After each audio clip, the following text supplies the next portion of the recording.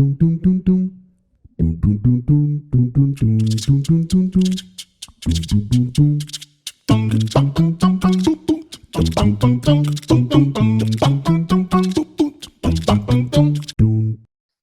bonsoir, j'ai le plaisir d'ouvrir cette séance de notre séminaire mensuel Institut des Amériques ENS. Donc comme vous l'avez vu dans le programme ce soir, c'est une séance organisée autour d'un élément fort de l'Institut des Amériques qui est la jeune recherche. Vous le savez sûrement, ça se décline sur toute une série d'opérations, en particulier les publications qui nous réunissent ce soir. Et tout particulièrement, à côté de notre revue IDEAS, une collection des Amériques que nous copublions avec les presses universitaires de Rennes depuis maintenant 10 ans. Nous en sommes à peu près à une soixantaine de volumes qui ont pour objectif de mettre en avant des travaux récents, pour l'essentiel des thèses. Et dans le cadre de notre partenariat, chaque année, l'IDEA publie 4 thèses, dont notamment notre prix de thèse. Donc c'est un élément tout à fait central de notre activité scientifique, qui se double d'une activité de valorisation. En particulier, j'en profite pour saluer Laura Lema-Silva, qui intervient dans ce domaine et qui l'an dernier a largement contribué à l'édition précédente de cette session Jeunes chercheurs du séminaire. Et puis l'autre dimension, c'est évidemment tout le travail des jeunes chercheurs dans le cadre du conseil scientifique de l'IDEA, et je pense notamment à Morgana Herrera, qui est là ce soir. Donc vous voyez que c'est une séance qui est au croisement de ce qui fait nos priorités en tant que GIS. Et nous avons trouvé que c'était une très belle occasion de continuer ce que nous avions entrepris l'an dernier, c'est-à-dire de faire dialoguer des chercheurs autour de travaux récents, d'une manière qui soit à la fois transdisciplinaire et transaméricaine. Donc l'équipe de l'IDEA et notamment, je salue tout particulièrement Mathieu Baudry et Louis Augendre qui sont aussi derrière tout ce travail, vous ont concocté une petite vidéo qui présentera les choses bien mieux qu'un long discours. Donc nous allons vous la diffuser, puis ensuite Morgana Herrera présentera et coordonnera scientifiquement cette séance. Je nous souhaite à tous une excellente rencontre.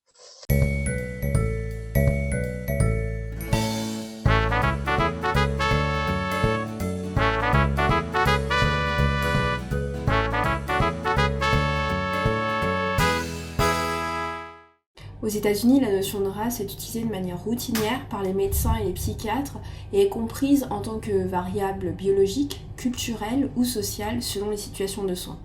Mon livre trace l'histoire de la médicalisation du corps noir par la profession psychiatrique aux États-Unis en conjuguant l'histoire et la sociologie. Je me suis appuyée sur un vaste corpus d'archives ainsi que sur une enquête qualitative réalisée auprès de psychiatres en Californie entre 2015 et 2016. Ancrage amérindien est un ouvrage consacré aux autobiographies écrites par des Indiens d'Amérique du Nord au XVIIIe et XIXe siècle. Le terme ancrage fait référence aux énoncés ancrés dans des situations d'énonciation, comme c'est le cas pour les récits autobiographiques.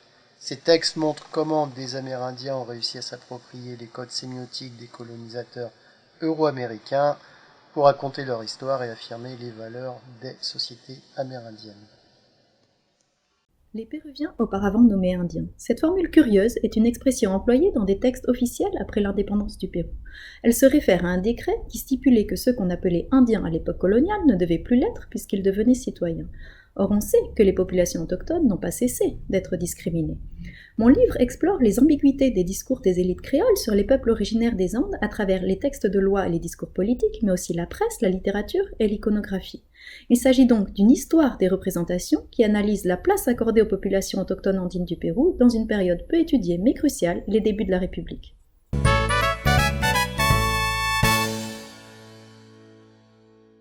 Oui, donc bonjour, bienvenue donc à l'avant-dernière séance du séminaire Perspectives transaméricaines. Je voulais remercier les organisateurs du séminaire de m'avoir confié cette séance spécifique sur la valorisation des publications de l'Institut des Amériques avec les presses universitaires de Rennes. Et donc la séance d'aujourd'hui consiste en la présentation de 2 ouvrages de cette collection des Amériques dans une perspective transaméricaine comme l'exige ce séminaire. Donc pour l'Amérique du Sud, Nous recevons Maudie Venick, qui est l'autrice de Les Péruviens, auparavant nommés Indiens, discours sur les populations autochtones des Andes dans le Pérou indépendant 1821-1879, qui est donc paru en 2021 aux Presses universitaires de Rennes. Et pour l'Amérique du Nord, nous recevons Fabrice Lecorguillet avec Ancrage amérindien, autobiographie des Indiens d'Amérique du Nord, 18e et 19e siècle, également paru en 2021. Donc, comme le mentionnait Hélène Arter, c'est la deuxième fois que le séminaire propose ce format de présentation d'ouvrages de la collection des Amériques. L'an dernier, c'était ma collègue Laura Lema Silva qui avait animé cette séance. Et je me suis rendu compte plus tard en fait, qu'elle avait aussi choisi deux ouvrages qui traitaient de questions autochtones. C'était deux ouvrages d'anthropologie, centrés sur un cas bolivien et un cas canadien. Et donc je tenais à dire que je n'avais pas fait exprès de choisir à nouveau des livres dont la problématique principale était celle-ci. Mais il me semble que cela peut refléter un certain intérêt pour ces thématiques de la part des chercheurs spécialistes du continent américain. Et que peut-être le sujet transaméricain par excellence serait celui de ces habitants et habitantes dites natives ou natifs. La perspective de Maudie Venick et de Fabrice Lecorguillet n'est pas anthropologique, elle est historique et littéraire, donc on est quand même dans une transdisciplinarité par rapport à la séance de l'an dernier. Et il m'a semblé que de faire dialoguer ces deux ouvrages pouvait être particulièrement riche, car on peut les lire réellement en miroir. En effet, nous avons d'une part donc Fabrice Lecorguillet qui s'est intéressé à la question de l'auto-représentation de femmes et d'hommes autochtones des États-Unis par le biais d'une analyse de plusieurs textes autobiographiques qui ont été écrits entre 1765 et 1900. Et d'autre part, nous avons Maudie Venick qui a exploré la question de la représentation, et pas l'auto-représentation, des populations indigènes andines entre le début de l'avènement de la République péruvienne en 1821 et l'une de ses crises majeures qui est la guerre du Pacifique en 1879. Donc tous deux abordent la question de la perception, de l'auto-perception des populations autochtones dans deux pays à des moments où ils se construisent comme des États indépendants, puisque Fabrice, même si vous commencez au XVIIIe, votre corpus est majoritairement composé d'œuvres post-révolution américaine ou post-1776. Donc cette question de représentation, auto-représentation des autochtones dans les Amériques va nous accompagner tout au long de cette séance. Une question qui est probablement une des plus fondamentales de nos jours, à l'époque contemporaine, quand il s'agit de peuples indigènes. Mais comme le démontrent Maud et Fabrice, c'est évidemment une question qui préoccupe depuis longtemps, depuis le 19e et même avant, ceux qui parlent sur les autochtones, comme dans la thèse de Maudie Venick, et ceux qui prennent la parole en tant que principaux intéressés, comme dans l'ouvrage de Fabrice Lecorguillet. Donc, avant de lancer la conversation sur ces thématiques-là, je vais laisser le soin à mes invités de présenter leur processus de transformation de leur thèse de doctorat en livre. Donc, on va d'abord les écouter nous en dire plus sur le parcours qui les a menés à ce choix de sujet de recherche. On va les laisser nous raconter leur terrain de recherche, les outils méthodologiques qui elles ont privilégié pour finalement nous en dire plus sur la transformation de leur thèse en livre et sur leurs actuels sujets de recherche. Donc pour commencer, je vais laisser la parole à Maudie Venick, qui est maîtresse de conférences en espagnol à l'Université Paris 1, qui est ancienne élève de l'École normale supérieure de Lyon et agrégée d'espagnol. Ses travaux portent sur les représentations sociales des populations autochtones andines du Pérou. Et après donc, une thèse sur le XIXe siècle dont est tiré l'ouvrage qui est présenté aujourd'hui, elle s'est intéressée à cette question à l'époque actuelle en s'interrogeant notamment sur l'identité autochtone dans le contexte de conflits socio-environnementaux. Donc, je vous laisse la parole, Maud, pour nous présenter votre parcours, votre ouvrage. Merci. Bonjour à toutes et à tous et merci à l'Institut des Amériques pour cette invitation au séminaire. Merci en particulier à Morgana pour cette invitation, cette présentation.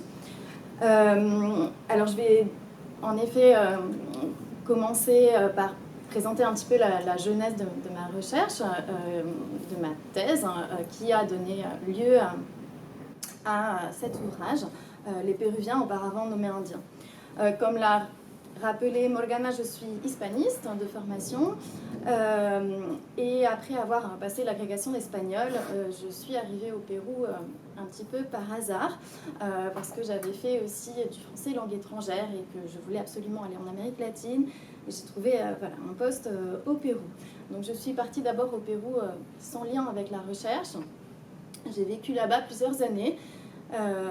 Et au terme de ces années passées au Pérou, je devais rentrer en France et voilà, j'ai été prise de passion pour ce pays et je voulais absolument faire une thèse sur ce pays.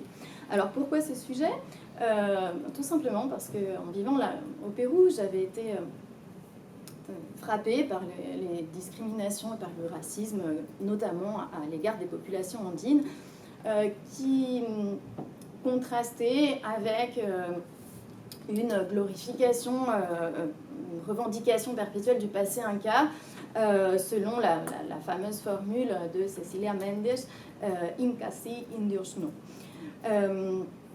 Et comme par ailleurs, je m'étais déjà intéressée aux questions de représentation, à l'étude des discours, des regards, des représentations, à travers un mémoire de maîtrise que j'avais fait auparavant qui portait sur le Venezuela.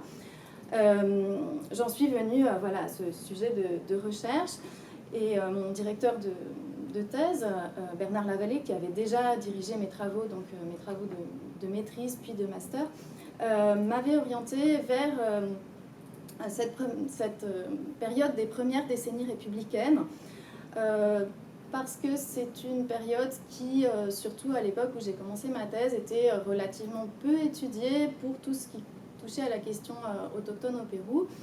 En effet, on s'était beaucoup plus intéressé à la période postérieure, c'est-à-dire après la guerre du Pacifique, au moment où surgissent les mouvements indigénistes.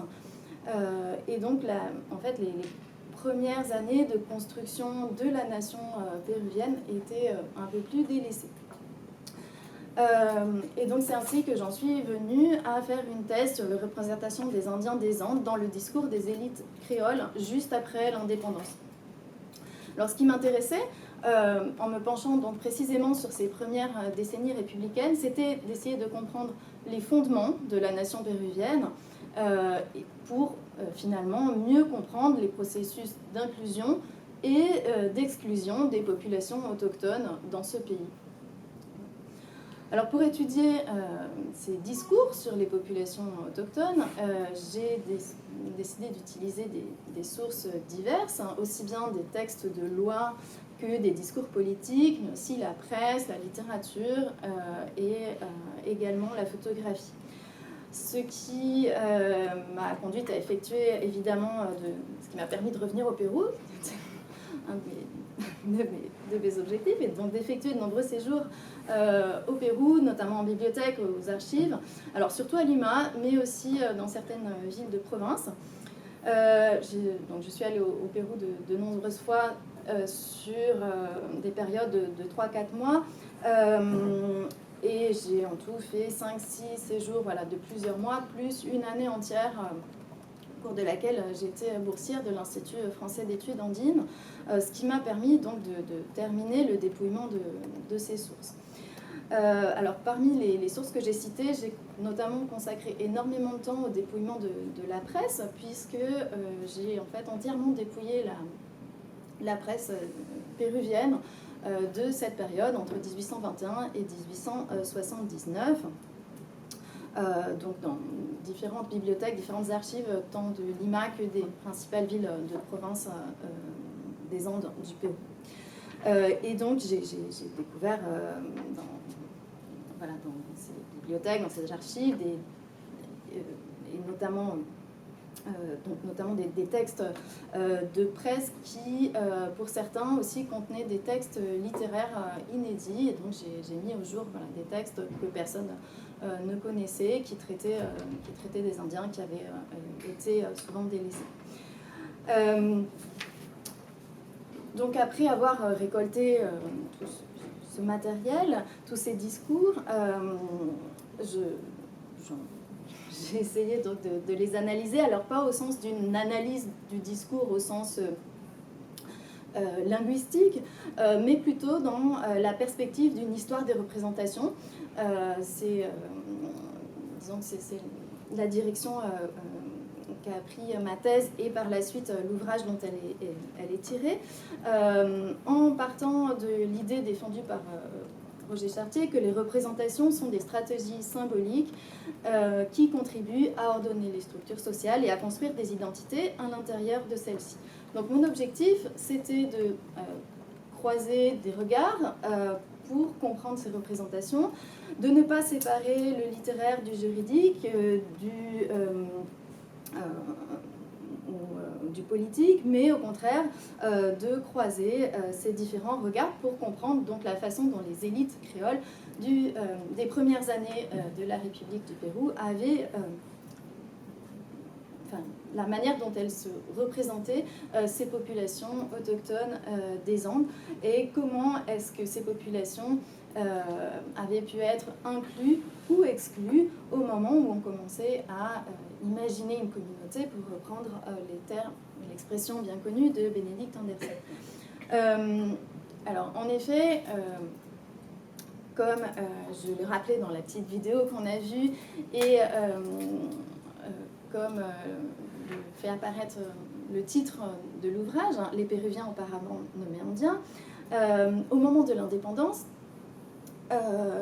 les Indiens ne sont plus censés être appelés Indiens, mais devenir des Péruviens, d'où cette étrange expression de Péruviens auparavant nommés Indiens, puisqu'on ne savait plus trop comment les désigner, s'ils n'étaient plus Indiens, qu'étaient-ils? C'était Péruviens, mais alors qui étaient les autres? Tout ça pour dire qu'évidemment, au moment de l'indépendance,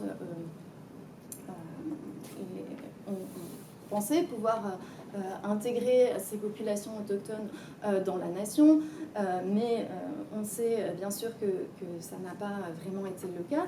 Et donc l'objectif de ma thèse et ensuite du livre, c'est de comprendre toute la complexité de ce jeu entre inclusion et exclusion des populations autochtones dans la nation péruvienne avant la naissance de l'indigénisme.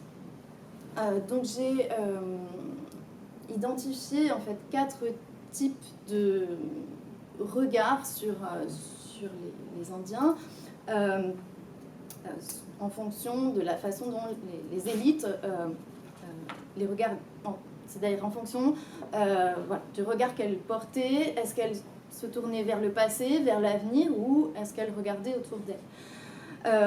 D'où les 4 parties du livre: l'Indien du passé, l'Indien à venir, l'Indien présent, et ensuite une 4e partie qui en fait reprend tout ça, l'Indien problème, c'est-à-dire en fait quand est-ce que on se met à penser qu'il y aurait un problème indien, selon les termes de l'époque, dans la nation péruvienne.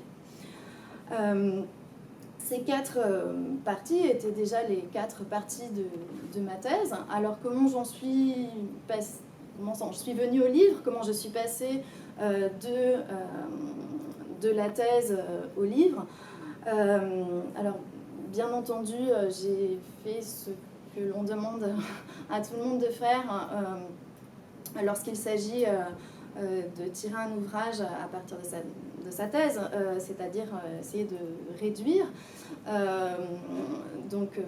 d'enlever tout ce qui est un peu aride, donc enlever tous les exemples qui cherchent à prouver absolument quelque chose pour essayer de n'en présenter que quelques-uns, enlever évidemment les notes, et puis essayer de rendre accessible cette recherche à un public plus large. Mon idée, c'était de le rendre accessible à un public qui ne soit peut-être pas uniquement péruaniste, ou qui connaissent le Pérou, mais qui ne soient pas forcément spécialistes de cette période et qui cherchent à en savoir plus sur le début de la République. Donc j'ai essayé de rendre un peu plus accessible ma recherche. Actuellement, donc, comme le disait Morgana en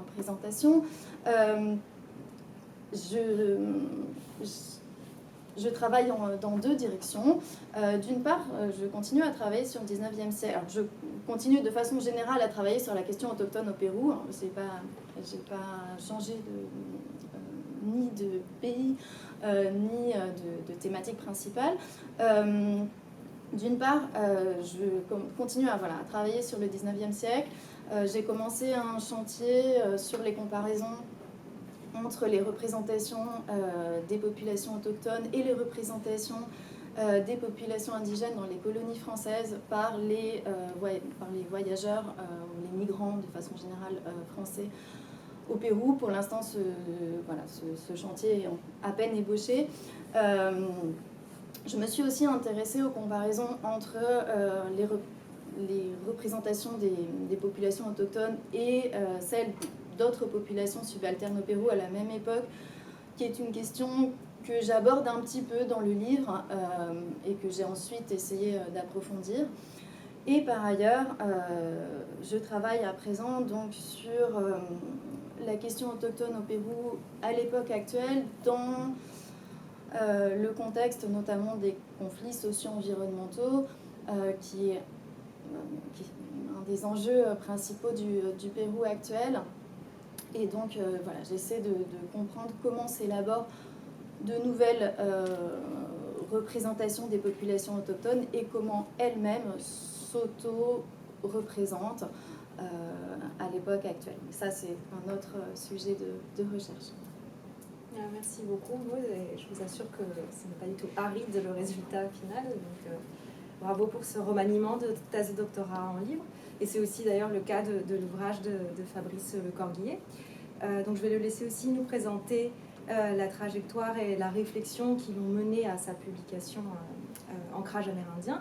Fabrice Le Corguillet est certifié d'anglais depuis 2017. Il est enseignant titulaire en collège et lycée et enseignant vacataire à l'Université de Bretagne occidentale à Brest, dont il est aussi docteur en études américaines. Il a récemment traduit et publié des textes autobiographiques de l'un de ses auteurs autochtones de son corpus de thèse, qui est Francis Laflèche, et de ses sœurs, qu'il a réunis sous le titre « À l'école des Blancs, texte autobiographique d'Indiens Omaha », paru chez l'Harmattan en décembre 2021. Et en février dernier, l'article « Happy in Spirit when they smoke tobacco as an expression of Native American mediances » dans l'ouvrage collectif « Herbs and the Evolution of Human Societies », paru chez Cambridge Scholars Publishing. Donc à vous, Fabrice. Ah oui, et pardon, vous accompagnez votre présentation de un petit PowerPoint qui est là, que je vais partager. J'espère que vous le voyez tous. Donc voilà, je vous laisse la parole, Fabrice, et je vous laisse aussi changer les slides comme vous le voulez. Ici. Ouais. D'accord, merci beaucoup pour l'invitation aussi. J'étais très honoré, très flatté, parce que les occasions de parler de l'ouvrage ne sont pas très nombreuses. Ça fait juste un an qu'il est paru, donc ça sera le premier anniversaire de l'ouvrage. Je suis très content d'être là. Donc merci encore, excusez-moi pour la voix qui est un peu éraillée aujourd'hui. J'essaie de parler le plus fort possible pour les caméras. Donc j'interviens après Maud. Vous allez voir qu'il y a des points communs et puis des différences entre nos parcours, entre la façon dont on a travaillé. Donc pour ma présentation, j'ai choisi de rester dans le cadre des questions qui m'ont été posées, qui m'ont été envoyées. Donc ça fait une intervention en 5 parties. Donc, voilà le plan de mon intervention. Pour le choix du sujet de recherche, c'est une histoire qui est assez longue, qui couvre plus d'une dizaine d'années, mais peut se résumer quand même à la rencontre de 2 enseignants dont le soutien a été déterminant dans mon parcours. Donc en 2011, après de multiples démarches, un maître de conférence de l'UBO, donc l'Université de Bretagne occidentale à Brest, a finalement accepté que je fasse un mémoire de maîtrise sur le thème de la représentation des Amérindiens dans The Scarlet Letter de Nathaniel Hawthorne. Et cet enseignant, c'était Gilles Chameroy. Donc après le Master 1 obtenu en 2012, l'idée c'était de faire un Master 2 traduction que proposait l'UBO aussi, mais Gilles Chameroy, donc mon directeur de recherche, m'a conseillé, vivement encouragé de continuer à faire un Master 2 recherche. Il m'a donc orienté vers une professeure de l'UBO qui pourrait éventuellement me diriger sur un sujet concernant les Amérindiens. C'était Marie-Christina Agostino qui préface l'ouvrage. Et pour ma part, je voulais continuer à explorer la représentation des Amérindiens dans la littérature américaine, comme j'avais commencé à le faire en Master 1, mais Madame Agosto m'a dit qu'il y avait déjà assez de choses sur ce sujet, donc elle m'a conseillé de faire une recherche sur la thématique de la représentation des Amérindiens par eux-mêmes, donc l'auto-représentation, comme ça a été évoqué en début de séance. C'est alors que j'ai pensé aux autobiographies écrites en anglais par les Amérindiens. J'avais eu l'occasion d'en lire plusieurs, et notamment celle de Geronimo, donc j'ai fait là, ça résume le parcours qui m'a amené à faire la thèse. Donc voilà quelques-unes des autobiographies que j'ai eu l'occasion de lire au cours de mes études. Donc celle de Geronimo, c'était la première que j'ai lue. C'est pas vraiment une autobiographie directement écrite en anglais par Geronimo, mais c'est quand même l'histoire de sa vie qu'il a racontée et que quelqu'un a retranscrit, un écrivain amérindien américain a retranscrit. Two Leggings aussi, il a raconté sa vie et ça a été retranscrit en anglais par un auteur américain, tandis que celle de Sherman Alexie, par contre, elle est contemporaine et lui, il l'a écrit directement en anglais. Donc voilà, 3 textes qui m'avaient vraiment beaucoup marqué, sans qu'un jour j'ai l'idée de travailler sur le thème de l'autobiographie amérindienne. Voilà, donc j'ai voulu ajouter une dimension historique à ma recherche, en recherchant quelles pouvaient être les premières autobiographies amérindiennes. Et donc s'il était éventuellement possible de savoir à quel moment remontaient les premiers autobiographiques amérindiens en langue anglaise, ma directrice de recherche, Madame Agosto, aurait préféré que je m'intéresse aux autobiographies contemporaines, comme celle de Sherman Alexie, puisque c'est plutôt spécialiste de littérature contemporaine. Mais l'idée de rechercher, pour moi, à quand pouvait remonter cette dynamique d'écriture autobiographique en anglais, ça me tenait vraiment à cœur. J'ai insisté et elle a finalement accepté de mon projet. C'est comme ça que j'ai réalisé mon Master 2 sur les premières autobiographies amérindiennes, qui s'est terminé en juin 2013. Donc à ce moment-là, j'ai voulu arrêter pour repartir sur l'idée du Master 2 traduction, pour essayer un concours de l'enseignement, mais c'est Madame Agosto toujours qui m'a encouragé à faire une thèse toujours sur le sujet des autobiographies amérindiennes. Parce qu'elle voyait que j'avais encore beaucoup de choses à dire, que le sujet n'était pas encore épuisé avec mon Master 2. Donc celle qui m'a proposé un sujet précis pour la thèse, c'est aussi elle qui a réussi à m'avoir une bourse de 3 ans, sans laquelle je n'aurais pas fait cette thèse. Et donc de 2013 à 2016, grâce à cette bourse, j'ai pu me consacrer entièrement à la recherche, dans le but de réaliser une thèse de doctorat qui s'intitulait « Identité et hérédité dans les autobiographies amérindiennes 18e, 19e » et l'ouvrage que je présente aujourd'hui est tiré de cette thèse. Et voilà en quelques mots l'histoire d'un parcours qui m'a amené à soutenir une thèse en novembre 2016. C'est un parcours qui a été ponctué par une recherche de terrain, donc contrairement à l'autre, j'ai fait 15 séjours de recherche, qui a duré 1 mois et demi. Mais il a été court, par contre, il a été vraiment très riche et très intense. Il s'est déroulé de mai à juin 2016 aux États-Unis. Donc, comme vous voyez, c'est un séjour qui a eu lieu vers la fin de mon doctorat, qui était déjà bien avancé, pour ne pas dire quasiment terminé. Mais ce séjour était également conditionné par l'obtention d'une bourse qui a été obtenue à mi-parcours, qui a permis de payer une partie des frais de séjour. Donc, l'argent, c'est le nerf de la guerre, et tout au long de ma thèse, j'ai pu m'apercevoir que sans financement, il y a des choses qu'on ne peut pas faire. Donc c'est un séjour qui m'a permis d'avoir accès à des archives, à des bibliothèques immenses, de visiter des lieux où avaient vécu des auteurs de mon corpus, de me rendre sur plusieurs réserves amérindiennes, puis surtout de rencontrer beaucoup de gens. J'ai rencontré énormément de gens en 1 mois et demi, des Amérindiens, des Américains avec qui j'ai échangé sur ma recherche.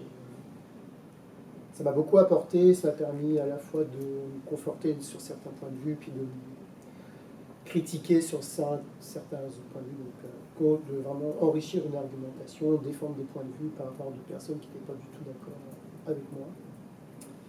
Dans l'ensemble, plutôt que de remettre en question mes approches et les arguments développés dans ma thèse, mes recherches de terrain, elles ont quand même eu tendance à valider et à enrichir la recherche. Donc voilà, j'ai pu intégrer après toutes mes trouvailles par petites touches, de manière modérée, ponctuelle. La thèse était déjà assez conséquente, donc je ne voulais pas intégrer trop d'éléments pour ne pas l'alourdir encore plus.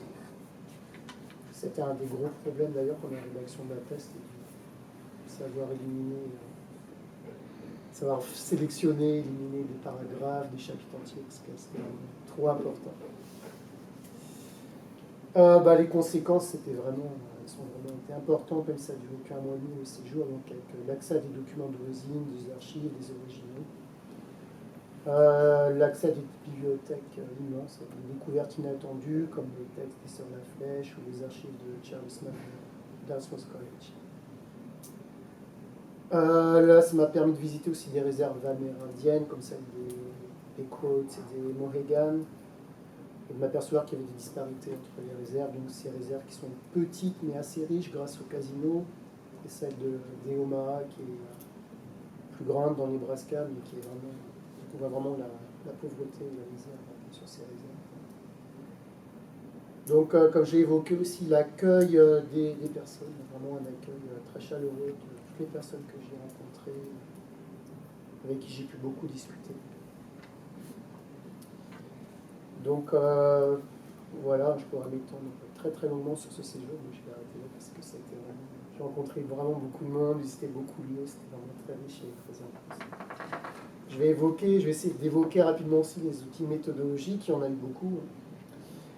La méthode à adopter, c'était quand même le point le plus difficile à aborder dans ma recherche. Le problème, c'était comment proposer une nouvelle approche aux autobiographies amérindiennes. Qu'est-ce que je pouvais montrer d'autre par rapport à un sujet qui avait déjà été assez fouillé en fait. C'était pas un champ de recherche très nouveau, ni en Amérique, ni en France. Il y avait déjà un professeur de l'Université de Bordeaux, Lionel Larrey, qui avait réalisé une thèse de doctorat sur ce sujet en 2009. Donc c'était assez récent. Et il avait quand même fait pas mal avancer le sujet. D'ailleurs, Lionel Larrey était dans mon jury de thèse et son travail m'avait beaucoup servi en Master 2. Il s'agit en fait de poursuivre la réflexion qui a émergé en conclusion de mon mémoire de Master 2 et qui montrait comment les textes autobiographiques amérindiens se trouvaient à la convergence de deux cultures. Donc la culture de l'origine amérindienne de l'auteur et celle qu'il avait acquise auprès du colonisateur anglo-américain. La notion d'hybridité développée par Homi Bhabha était alors apparue. Et c'est pour cette raison que le sujet de thèse est parti sur cette notion d'hybridité de la culture et de l'identité. Pour creuser la notion d'identité, je me suis tourné vers un auteur que j'avais découvert dans un cours de Master 2. Cet auteur, c'était Édouard Glissant, qui se sert notamment des cultures amérindiennes pour étayer son argumentation sur le caractère atavique et composite de certaines cultures et des identités. Donc les notions de créolisation, de relation, telles qu'elles sont développées par Glissant, sont devenues des concepts clés dans mon approche. Donc, je me suis aussi servi d'autres auteurs antillais découverts dans ce cours de Master 2, comme Frantz Fanon et Aimé Césaire. Sur l'influence des cultures coloniales, sur les peuples autochtones, sur les différents problèmes d'identité et d'identification que la colonisation pouvait engendrer, mais aussi comment des outils d'appropriation pouvaient aider à surmonter ces problèmes. J'avoue que j'ai eu pas mal d'interrogations et de doutes, voire des réticences à utiliser des auteurs martiniquais pour aborder une thématique amérindienne, parce que je me suis demandé pourquoi plutôt favoriser ces auteurs que des chercheurs américains et surtout des Amérindiens qui ont produit énormément de travaux sur leur propre culture. Puis finalement, je me suis rendu compte que de nombreuses approches, réflexions et argumentations que ces trois auteurs martiniquais développaient pouvaient me fournir des outils d'analyse méthodologique tout à fait pertinents pour étudier les thématiques de l'identité et de l'hérédité des autobiographies amérindiennes. Et il y avait aussi une question de Glissant qui m'a offert une problématique quasiment toute faite. Et je vais vous montrer la problématique que j'ai reprise avec Glissant. En fait. Est-ce que les sociétés amérindiennes menacées de disparition auraient pu se défendre au nom de la créolisation, alors que le mécanisme même qui a contribué du moins en premier lieu à la déculturer semblait se confondre avec elle? L'enjeu est pourtant là, les contradictions des Amériques, les convulsions du tout monde sont pour nous indémêlables tant que nous n'avons pas résolu dans nos imaginaires la querelle de l'atavique et du composite unitaire assimilé qui est l'identité de la nation. Et cette citation regroupe ainsi de nombreuses notions qui ont servi à construire mon argumentation. Et surtout, je me suis rendu compte que les utiliser ne m'empêchait en rien de me servir de travaux d'autres chercheurs. Peu importe leurs origines, finalement, ce qui comptait avant tout, c'était d'utiliser des outils, des approches pertinentes qui pouvaient m'aider à développer ma propre argumentation, qui de toute façon était avant tout basée sur l'analyse des textes produits par les autobiographes amérindiens eux-mêmes. Donc c'est quand même avant tout des notions développées par Édouard Glissant qui m'ont servi de cadre conceptuel pour mener à bien ma réflexion avec ma thèse, qui est devenu un livre. Là, dans le diapositive, je vous ai résumé un peu toutes les notions que j'ai empruntées à Glissant et d'autres idées que j'ai empruntées à d'autres auteurs qui ont nourri ma réflexion. Donc là, dans mon quatrième point, je vais aborder le thème de comment ma thèse est devenue un livre, comme on a fait aussi. Donc là, on va se rejoindre sur pas mal de points, par exemple. Réduire le volume, sélectionner, éliminer pas mal de choses, réécrire pour que ce soit plus accessible, donc un travail de remaniement assez classique. Et donc moi je prends la publication du livre comme un petit miracle qui m'a permis dans mon parcours, un événement vraiment inattendu, un moment d'exception. À aucun moment lors de la rédaction de la thèse, j'avais imaginé qu'elle puisse être un jour publiée sous forme d'ouvrage. L'objectif premier, c'était quand même de terminer la thèse dans le cadre temporel des 3 ans que l'annonce me donnait. Donc voilà, je ne voyais pas trop comment après je vais faire publier la thèse. D'ailleurs, ce n'était pas vraiment un projet, mais l'occasion s'est présentée un petit peu d'elle-même. Parce qu'en 2017, je suis tombé sur une annonce de l'Institut des Amériques appelant à présenter sa thèse pour être éventuellement retenue dans le cadre d'une publication en partenariat avec les presses universitaires de Rennes, et c'est ce qui s'est passé. Ma thèse a été retenue. En décembre 2017, j'ai donc présenté un manuscrit remanié pour la publication presse universitaire de Rennes. Ce manuscrit représentait moins de la moitié du texte d'origine. On a encore suivi 3 ans de remaniement afin de répondre aux exigences de l'éditeur. C'était 3 ans de négociation aussi avec l'éditeur qui avait des idées, des orientations qui ne correspondaient pas forcément aux miennes ni à celles développées dans le texte d'origine. Donc la réécriture en vue de publication a pris plus de temps que l'écriture de la thèse elle-même. Et j'avoue que j'ai connu beaucoup de moments de doute et de découragement pendant ce remaniement, cette réécriture. Cependant, faire aboutir ce projet de publication ouvrait d'autres perspectives à mon travail de recherche, en lui donnant une certaine visibilité, relative quand même, une ouverture sur un public un peu plus large que le cadre spatio-temporel de l'UBO de novembre 2016, à date de soutenance. Concrétiser ce projet, ça constitue aussi une manière de rendre hommage à toutes les personnes qui m'avaient soutenu et encouragé pendant mon parcours, afin de leur montrer que sans leur aide, la publication de cet ouvrage n'aurait probablement jamais eu lieu. Donc c'était vraiment pour rendre aussi, remercier, rendre hommage à toutes les personnes qui m'avaient soutenu et encouragé, parce que pour moi, la thèse et l'ouvrage, je pense ça comme un travail collectif, pas vraiment un travail, pas forcément personnel, mais comme un travail collectif, grâce à toutes les personnes qui m'ont encouragé, qui m'ont soutenu, qui m'ont aidé, qui m'ont permis d'ouvrir la réflexion. Et c'était quand même une chance unique de pouvoir être publié, donc c'est pour ça que je n'ai pas abandonné mon maniement de réécriture. C'est une opportunité que je ne pouvais pas négliger, en tout cas, malgré toutes les difficultés. Pour les projets actuels, voilà, il y en a quelques-uns, donc comme Morgana l'a dit dans l'introduction, j'ai traduit donc un des auteurs du corpus principal, Francis Maffei, je traduis ses textes autobiographiques. Et pour le moment, j'ai d'autres projets qui sont un peu loin de l'autobiographie, à part un projet de traduction d'une autobiographie d'Amalia Parley. Pour le moment, c'est au stade de démarche, pas encore très abouti. Aussi une proposition sur le tatouage amérindien auprès de l'Université de Bretagne Sud de Lorient. Je participe aussi à l'édition du projet en France, de la publication en français de l'autobiographie de Sarah Boulenoka, qui devrait sortir en septembre prochain. Et autrement, le projet plus concret actuellement, c'est une communication sur les masques Apache en juin prochain à l'UBO, puisque je suis dans le groupe de recherche sur les masques de l'UBO, donc là, c'est un intérêt très loin j'aille très loin de mon travail initial sur l'autobiographie amérindienne. C'est là-dessus que je vais conclure la présentation. Merci de votre attention et de votre patience. Merci. Non, merci d'avoir partagé avec nous votre parcours. Moi-même, je suis en train de réélaborer ma thèse en ouvrage. Donc voilà, j'entends que même s'il y a des démotivations par moment, il faut amener ce processus à bout. Et la lecture de vos ouvrages, du coup, m'accompagne en ce moment sur cette réflexion. Donc j'ai eu plusieurs questions qui ont surgi en lisant vos livres vraiment en parallèle. Je vais en poser quelques-unes et ensuite je prendrai certaines qui sont dans le chat du Zoom. Donc n'hésitez pas aussi à continuer à poser des questions par le chat du Zoom, ou ceux qui sont présents ici, évidemment, peuvent également poser des questions.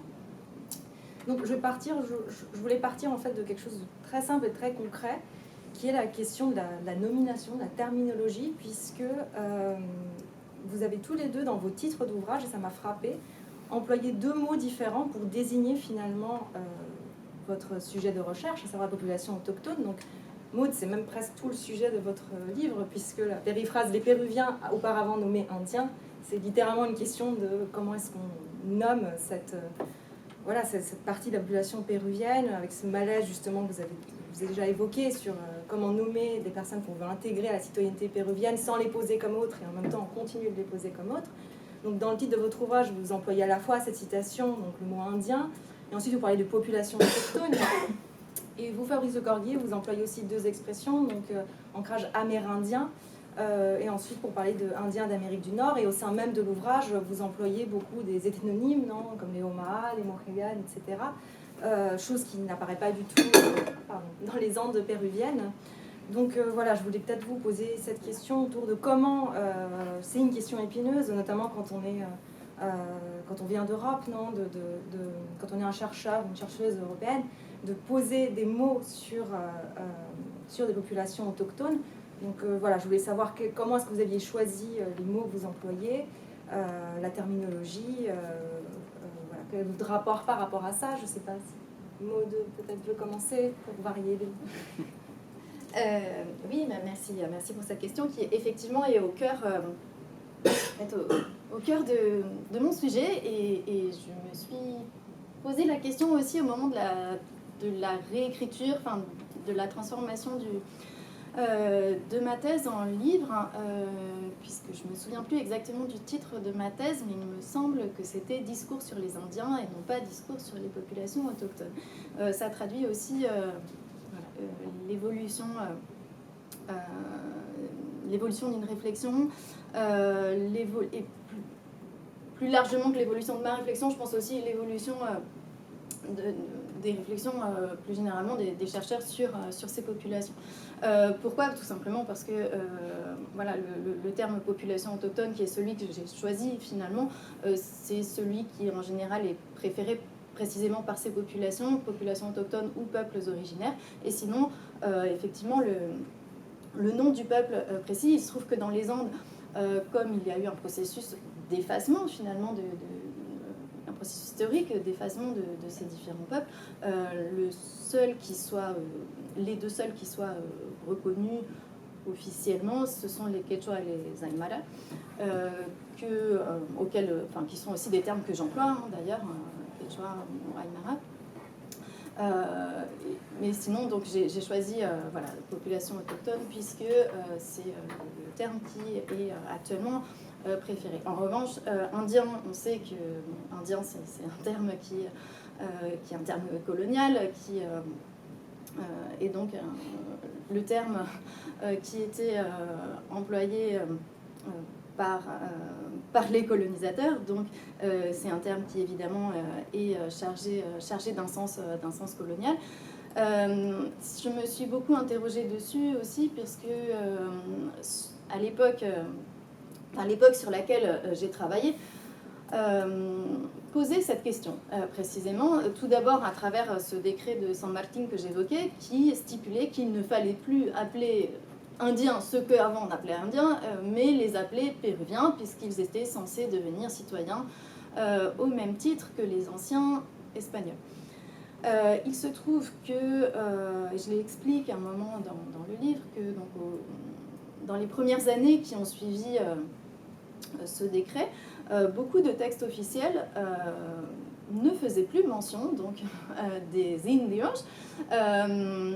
Certains employaient donc le terme peruanos, péruviens, dans le sens exclusif des ex-indiens,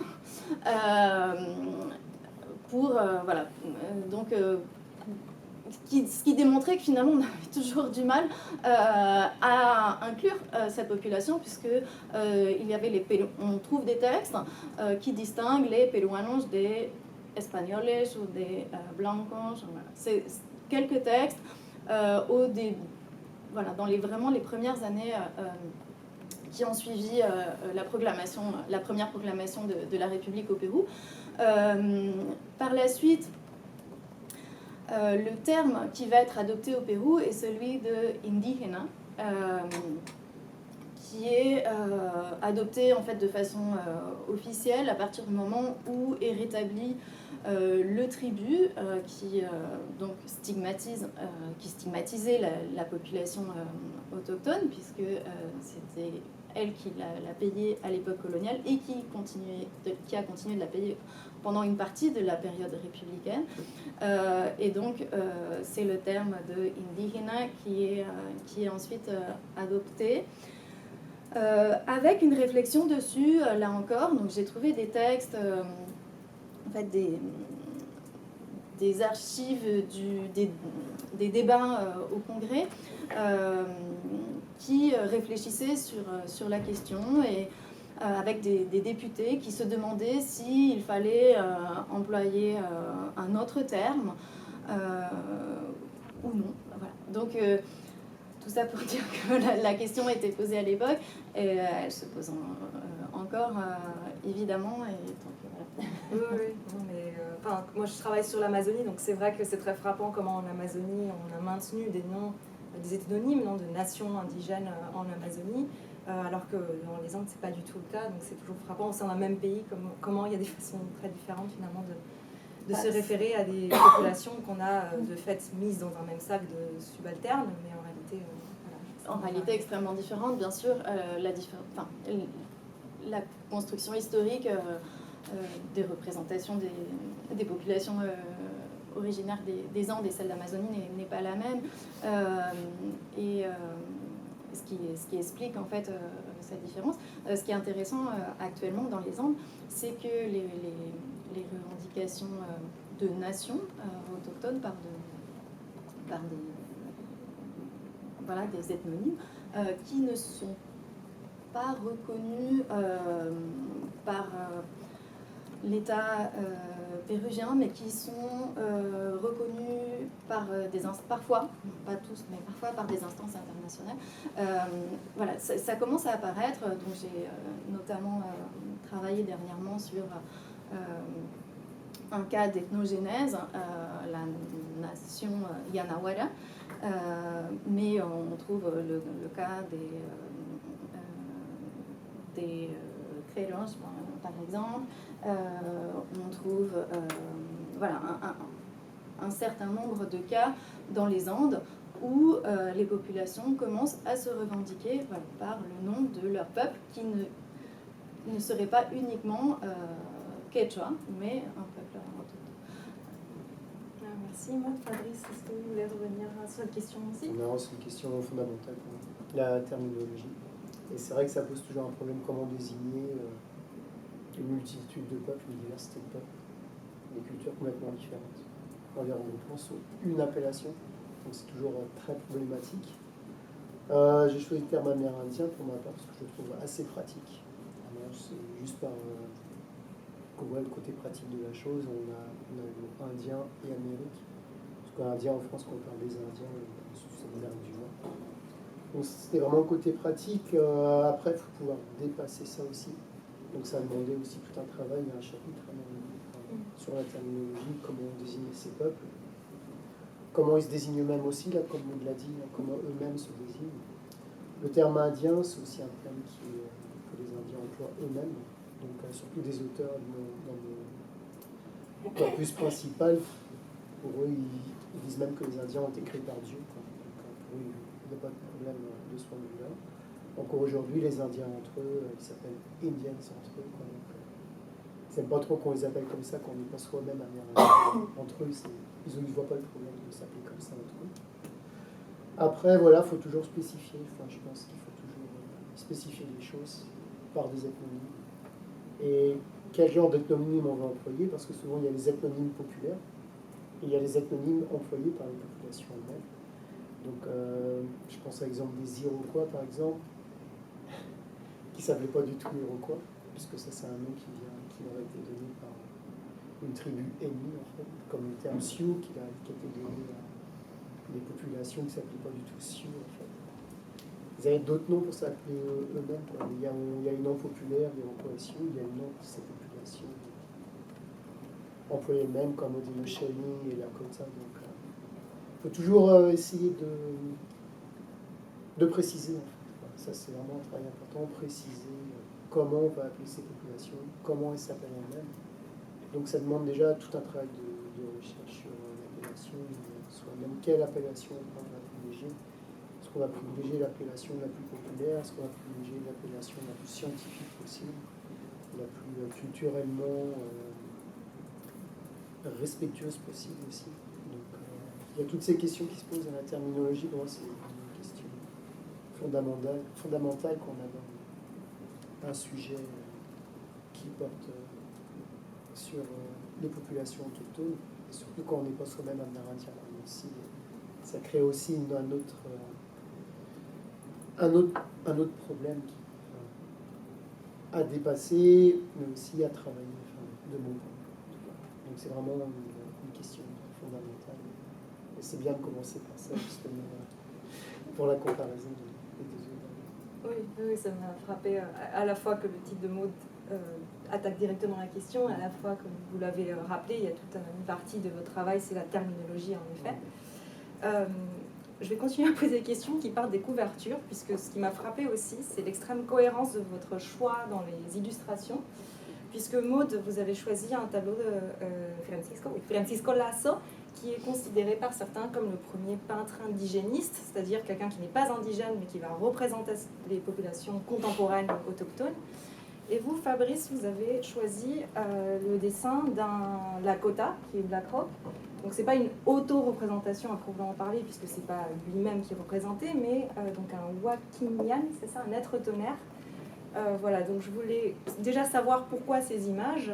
Et d'autre part, alors Maud, vous utilisez aussi des représentations visuelles, hein, d'ailleurs dans votre ouvrage il y a, je ne sais pas si on voit, mais il y a des aquarelles, des photographies qui alimentent de réflexion.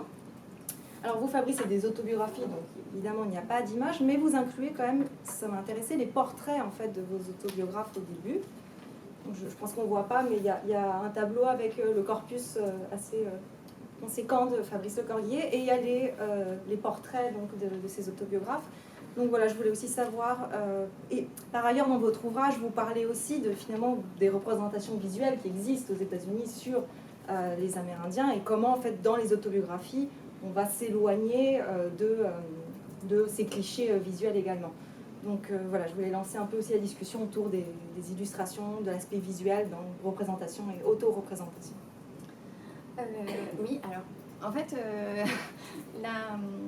le tableau de Francisco Lasso que je trouve très bien, et je suis très contente de cette couverture, n'était pas mon choix initial. Mais je vous avoue, je ne sais plus quel était mon choix initial. Je sais que c'était... Voilà, j'avais fait plusieurs propositions au pur, et c'est le choix qu'ont effectué les éditeurs. Mais j'en suis très satisfaite. Effectivement, donc c'est un tableau de Francisco Lasso dont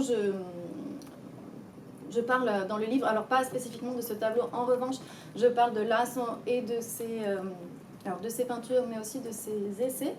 On le présente souvent, oui, comme un proto-indigéniste, un indigéniste avant l'heure de l'indigénisme, un des premiers en tout cas à avoir représenté les peuples quechua des Andes avec un regard qui ne soit pas uniquement négatif, on va dire.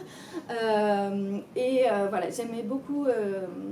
j'aime bien cette illustration, aussi parce que on y voit des personnes en train de discourir elles-mêmes. Donc il y a toujours cette idée aussi du discours, de la parole, de la représentation, et c'est une représentation.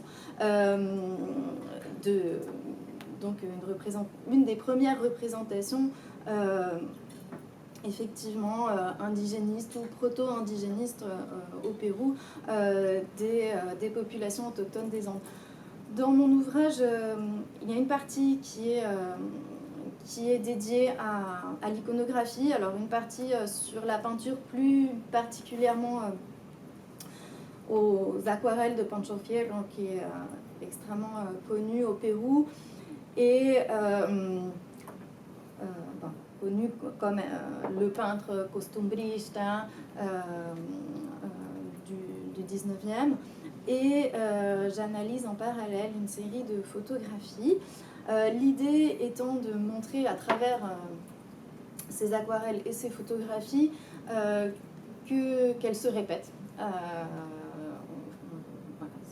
On le sait, on le voit, qu'elles se répètent et qu'elles contribuent donc à façonner des images de ceux qu'on appelait indiens, donc des images, alors entre autres l'image de l'Indien ivre, l'image des Indiennes, les Ravonas, celles qui accompagnaient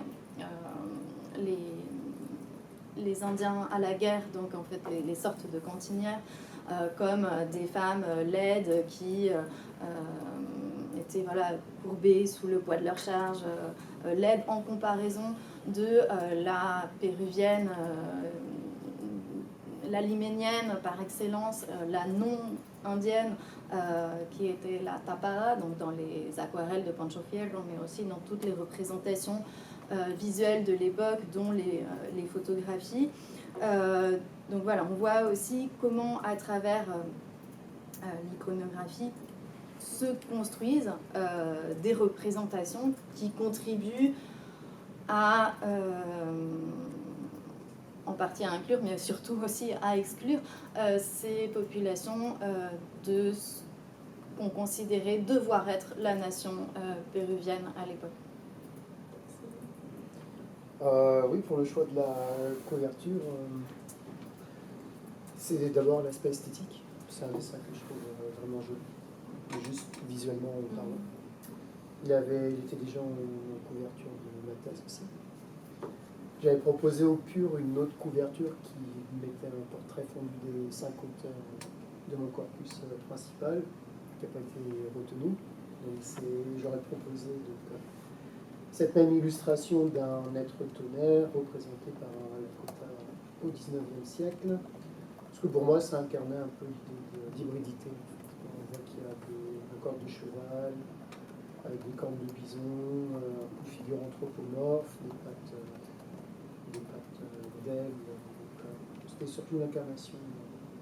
Ça pouvait symboliser l'hybridité de mon point de vue. Et aussi le côté spirituel, matériel. C'est vraiment une conjonction, un mélange de plusieurs aspects, plusieurs dimensions. Les portraits des auteurs, pareil, après, je n'ai pas pu mettre les illustrations. Forcément celles que j'avais retenues, puisqu'il y avait des qualités de l'image qui n'étaient pas forcément là, donc il y avait aussi l'aspect qualité de l'image à prendre en compte. Pour les portraits des auteurs, pour ceux qui existaient, il y a pas mal d'auteurs pour qui on n'a pas de portrait. Donc j'ai mis les textes en photo à la place. Et l'idée, c'était quand même essayer de se dégager des stéréotypes, des représentations amérindiennes. Et souvent, c'est un Indien avec une coiffe en plume, des grosses pommettes. Donc j'essaie de me dégager des stéréotypes visuels qui pouvaient exister.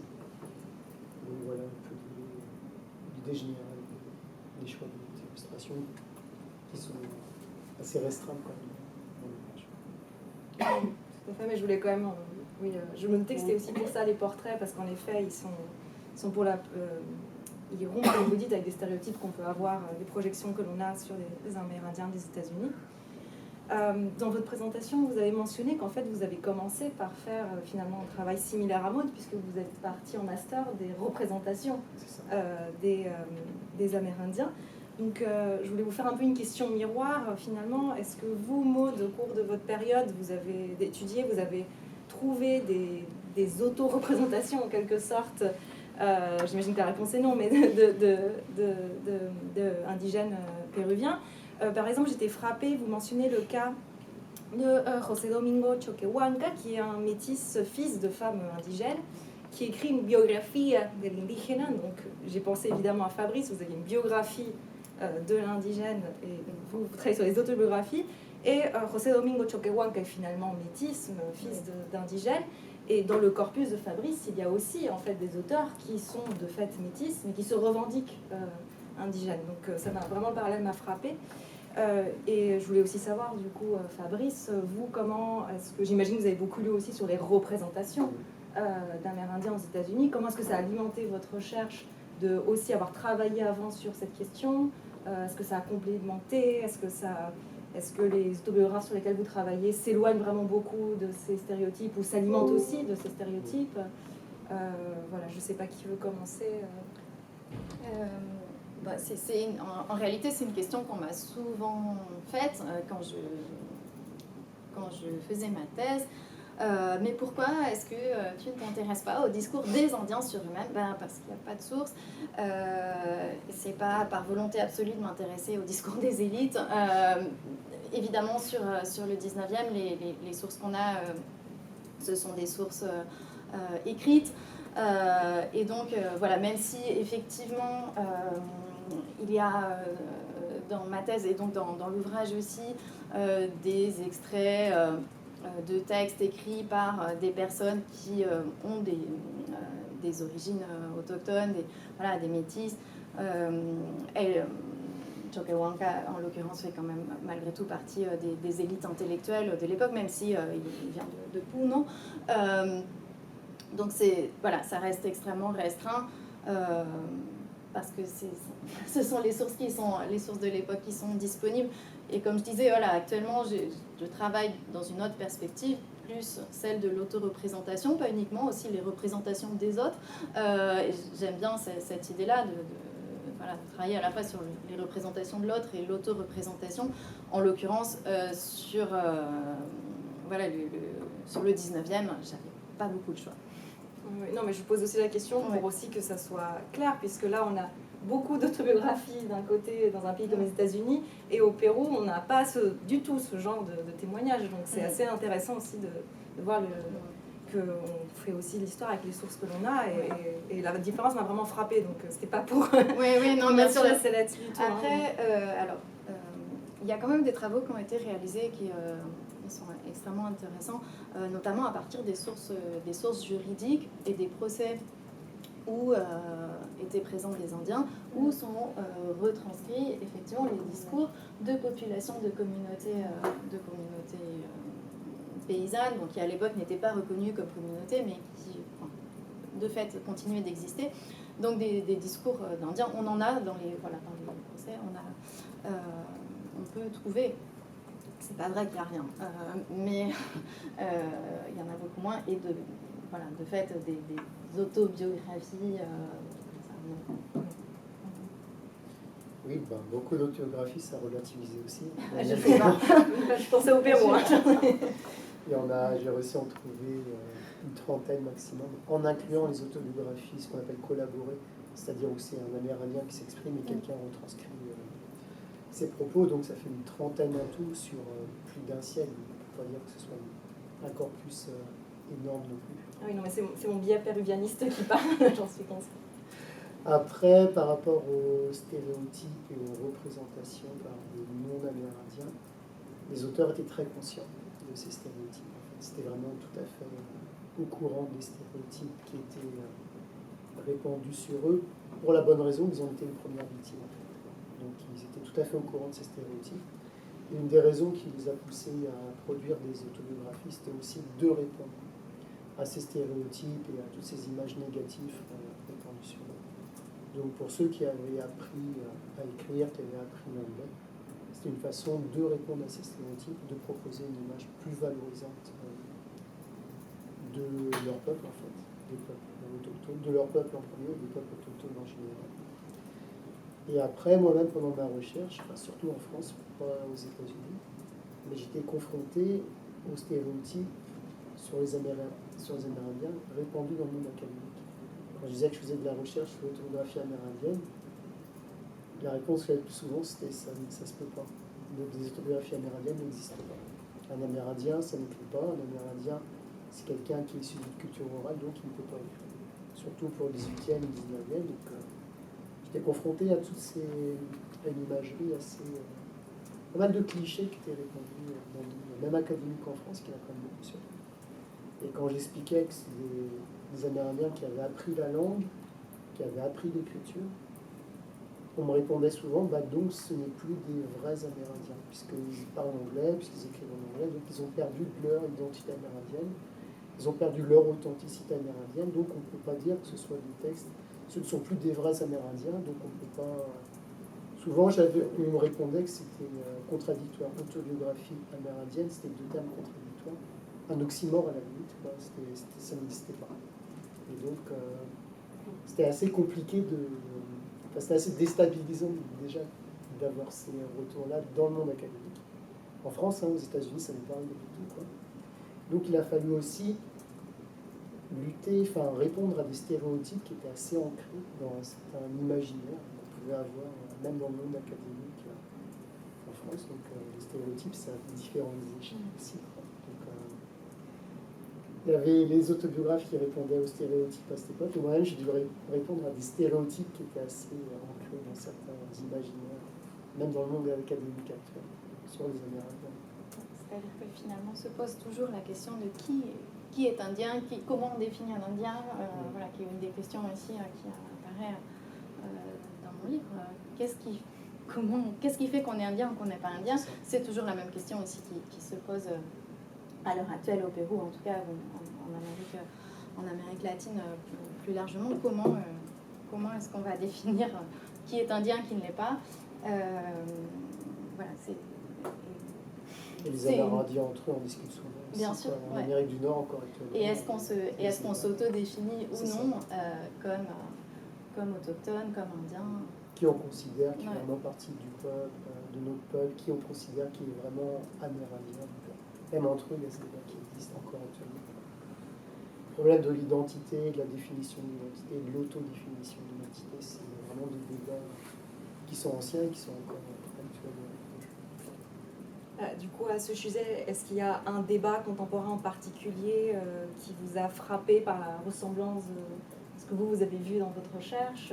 Je pense à un exemple très concret dans votre livre, Maud. Il y a un sous-chapitre qui s'appelle Les Indiens votent mal, il me semble. C'est un chapitre sur la construction de la citoyenneté et quand est-ce qu'on donne le droit de vote aux Indiens. En fait, dès le début, c'est juste qu'on leur retire au fur et à mesure. Et ça m'a évoqué la situation contemporaine au Pérou, puisqu'aux dernières élections, c'est vraiment un cas très similaire. C'est aussi, je pense à Mario Vargas, qui est également quelqu'un de conservateur, qui, alors, n'a pas dit les Indiens votent mal, mais a dit les Péruviens votent mal, puisqu'il n'était pas satisfait du résultat des élections. Donc ça m'a vraiment frappé comment dans des journaux conservateurs de la Lima du 19e, on retrouve exactement ce qui se passe en 2021. Voilà, en vous entendant parler du contexte contemporain, est-ce qu'il y a des cas récents ou quelque chose, un débat vraiment ultra contemporain qui vous a marqué dernièrement, vous voyez des échos très concrets avec ce que vous avez produit vous dans votre recherche? Oui, alors pour revenir sur les Indiens votent mal, c'était un peu provocateur, mais effectivement c'est ce qui ressortait des textes de presse de l'époque, et effectivement en l'écrivant je pensais à l'époque actuelle, et il n'y a pas besoin d'aller au Pérou pour entendre que les pauvres votent mal ou ne savent pas voter, il faudrait leur retirer alors peut-être pas en France mais au Pérou souvent il faudrait leur retirer le droit de vote, voilà. Mais en France aussi, alors on peut peut-être pas retirer le droit de vote, mais l'idée que les pauvres voteraient mal, je pense que c'est une idée qui est assez répandue. Comme je disais en introduction, ce sujet de thèse, il est né, ce sujet de thèse qui a donné lieu ensuite à la publication de ce livre. il est né de ce que j'avais pu percevoir de façon un peu simpliste, mais qui me semble toujours vrai, c'est-à-dire la façon dont on continue de discriminer ces populations à l'heure actuelle au Pérou. Alors, c'était au début des années 2000 que j'avais commencé à réfléchir à tout ça, et depuis, les choses ont évolué. Il n'empêche que le racisme est toujours très présent. Moi, je me suis intéressée, en fait, plutôt... alors oui, effectivement, l'idée du livre, c'était de faire écho à ce que je disais, une problématique toute simple qui m'avait frappée. C'est pourquoi est-ce que les Incas seraient si géniaux et pourquoi est-ce que les Indiens seraient si minables. C'est voilà, ce dont a parlé très bien Cecilia Mendes dans cet article que j'évoquais au départ. Alors j'ai essayé en fait de travailler autour de cette idée-là et de la complexifier en fait, mais il me semble que c'est quand même toujours valable au Pérou. Pour ce qui est des problématiques actuelles, comme je disais, moi j'essaye de travailler maintenant plutôt sur les auto-représentations et les revendications ethno-identitaires qui en fait peuvent aussi s'entendre au Pérou comme une réaction à ce processus d'effacement, on va dire d'effacement de tous ces peuples. Et il me semble que en fait, travailler sur les questions autochtones à l'heure actuelle, ce que font beaucoup de sociologues, d'anthropologues, nécessite aussi de revenir sur l'histoire en fait, et sur la façon dont on a conçu l'autochtonie alors, en Amérique latine en général et plus précisément au Pérou depuis l'indépendance, et comment est-ce que ça s'est construit. Et je pense qu'on ne peut pas comprendre pourquoi est-ce que surgissent actuellement des mouvements identitaires, enfin ethno-identitaires, si on ne connaît pas toute l'histoire de la façon dont a été conçue l'autochtonie et dont ont été inclus ou exclus ces populations. Oui, c'est compliqué de répondre. Mais je pensais à un exemple de Tony Orange, qui est un écrivain chilien Arapaho, qui a écrit There, There, qui est traduit en français, Ici et plus ici, je crois. Pardon. Qui a été publié en 2017. Donc c'est un romancier. Dans l'interview qu'il a donné au moment de la sortie de son livre, il prenait l'exemple de son fils, qui ne pouvait pas être considéré comme Cheyenne Arapaho, puisqu'il n'y avait pas assez de sang indien, puisque pas mal de tribus ils posent le blood quantum comme critère pour être considéré officiellement comme appartenant à la tribu. Donc il expliquait que son fils ne pouvait pas être officiellement considéré comme Cheyenne Arapaho, parce qu'il n'avait pas assez de sang indien en lui pour être considéré comme... Donc il se disait, bon, pour l'instant il n'est pas majeur, mais quand il sera majeur, ou au fil de sa maturité, il va se poser des problèmes d'identité. Il aura forcément une partie amérindienne en lui, mais qui n'est pas reconnue officiellement par sa tribu d'origine. Du coup, il sera considéré purement comme américain, mais aux yeux des Américains, il ne sera pas considéré comme un vrai Américain, puisqu'il aura des origines américaines. Donc il y aura cette tension identitaire qui continuera en lui, du fait que c'est un métis, qu'il n'y a pas assez de sang amérindien en lui pour être considéré comme un authentique Cheyenne Arapaho aux yeux de sa tribu. Donc il y a ce problème-là. Et il y a aussi un autre problème que rencontrent pas mal de tribus, c'est que depuis quelques dizaines d'années aux États-Unis, c'est devenu assez valorisant de dire qu'on a un ancêtre amérindien dans sa famille. Et ce qui revient plus souvent, c'est une grand-mère Cherokee, une arrière-grand-mère Cherokee, sans préciser qui elle était, ni quand elle a vécu. C'est d'avoir une princesse indienne dans ses ancêtres. Et ce que montrent bien les autobiographes précédents, jusqu'à la moitié du XXe siècle, c'est que jusqu'à ces époques-là, dire qu'on avait un ancêtre amérindien, c'était dévalorisant en fait. Il valait mieux le cacher, parce qu'autrement on était sûr de passer pour un être inférieur, pour un être... La goutte de sang noir qui identifiait toute personne avec un ancêtre afro-américain ou africain, ça les déclassifiait, ça les infériorisait en tant que personnes noires. On peut dire que c'était la même chose pour les Amérindiens. Si on était considéré comme avoir un ancêtre amérindien, on faisait partie d'une population infériorisée. Et donc, c'était pas du tout valorisant avant d'avoir un ancêtre des origines amérindiennes. Contrairement à aujourd'hui où certains, même sans en avoir, clament des origines amérindiennes pour montrer, oui, nous, on a une certaine autochtonie, une certaine identité qui légitimise notre présence sur le sol américain, qui a une validité à leur présence en Amérique. Alors qu'avant, c'était pas du tout ça. Avant, c'était plutôt, on va mieux cacher ses origines, puisqu'on était tout de suite assimilé à une population inférieure, qui était censée disparaître ou avoir disparu, pour laisser place à des populations, des civilisations supérieures, à des races supérieures. Je vais rebondir sur ce que vous venez de dire, parce qu'il y a une autre question qui m'a frappée en vous lisant tous les deux. C'est que vous abordez dans vos ouvrages, chacun d'entre vous, le cas d'autres populations minorisées, notamment des anciens esclaves, des populations afro-descendantes. Donc Maud, d'ailleurs, vous expliquez très bien comment l'abolition de l'esclavage a des conséquences directes sur la perception que l'on a des populations autochtones. Et vous, Fabrice, déjà vous mobilisez des outils théoriques qui viennent plutôt, comme vous l'avez dit, de penseurs antillais, que ce soit Glissant ou Frantz Fanon, mais vous abordez aussi le cas d'autobiographie de afro-descendants aux États-Unis. Donc je voulais un peu savoir comment est-ce que la comparaison avec d'autres populations minorisées subalternes a alimenté votre réflexion. Alors, elle est venue un petit peu en complément de ce que j'avais trouvé sur les populations autochtones, puisque au Pérou, les populations afrodescendantes sont quand même beaucoup moins nombreuses que les populations autochtones. J'ai travaillé donc un peu sur les représentations des populations afrodescendantes et aussi sur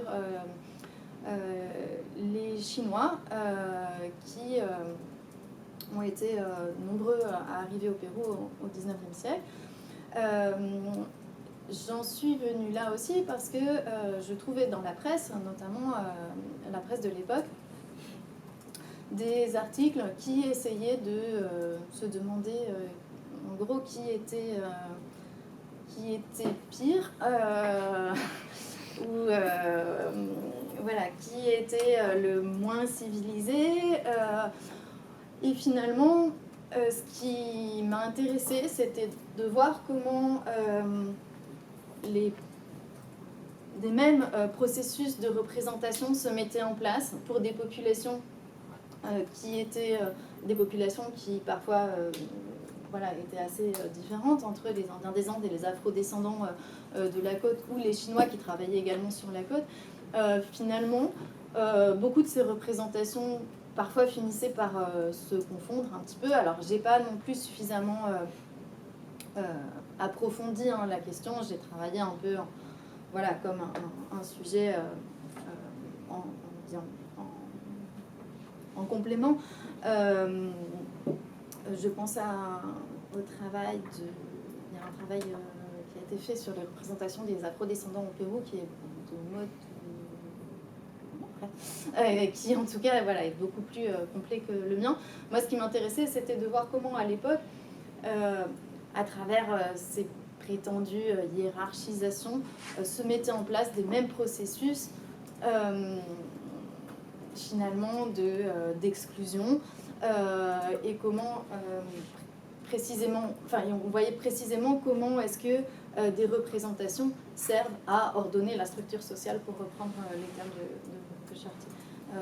Donc j'ai trouvé notamment pas mal de textes qui essayaient de comparer les révoltes de Chinois et les révoltes d'Indiens, et finalement On arrive toujours à la même chose, la peur de l'autre, la peur de l'Indien, la peur d'une guerre des castes. En fait, ce sont les mêmes termes qui sont utilisés. Ce que j'explique, la peur de la guerra de castas, on le trouve autant dans les réflexions qui portent sur des révoltes de population aymara près du lac Titicaca que des révoltes de Chinois à la même époque, dans les années 70 du 19e siècle. Donc de voir comment est-ce qu'on se circule des mêmes représentations pour finalement toujours subalterniser ces populations. C'est ce qui m'a intéressée. Merci. Oui, c'est une vaste question. Les afro-descendants aux États-Unis, avec le problème de race, pas de hiérarchisation raciale. Ce qui m'a amené à comparer, à étudier aussi les autobiographies africaines-américaines, c'est qu'il y en a beaucoup par contre. On a plusieurs centaines d'autobiographies africaines-américaines pour la même période. Contrairement aux autobiographies amérindiennes, il y en a pas énormément. Et j'ai essayé de voir quelles influences pouvait y avoir entre les autobiographies africaines-américaines et les autobiographies amérindiennes, ce qui avait